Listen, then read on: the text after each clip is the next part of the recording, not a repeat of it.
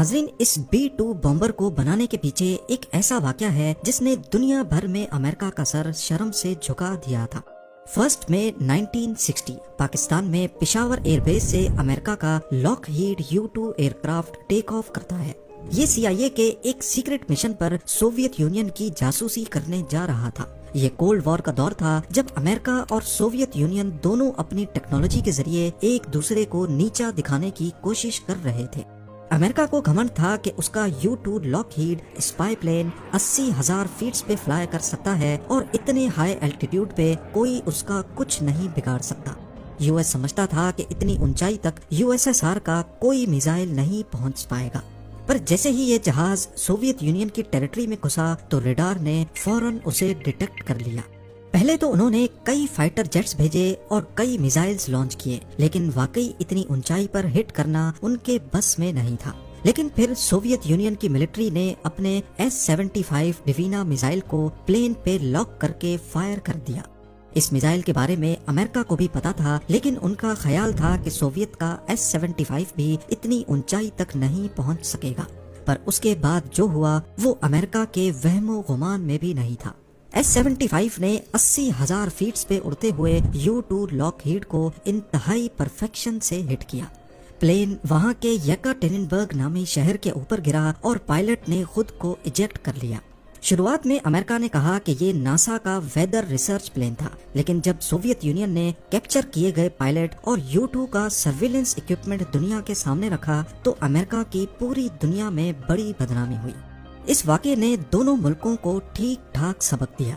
इसके बाद रशिया यानी सोवियत यूनियन ने अपने एयर डिफेंस पे काम करना शुरू कर दिया और अमेरिका ने ऐसी टेक्नोलॉजी पर जो रेडार के सामने लिटरली इनविजिबल हो जाए।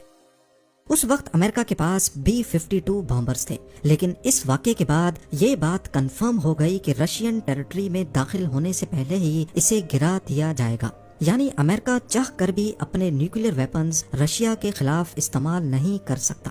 और फिर 1976 तक USSR ने ऐसे सरफेस टू एयर मिसाइल बनाए जो 100 किलोमीटर दूर तक भी एयरक्राफ्ट को गिराने की सलाहियत रखते थे, जिनमें S-300 भी शामिल थे।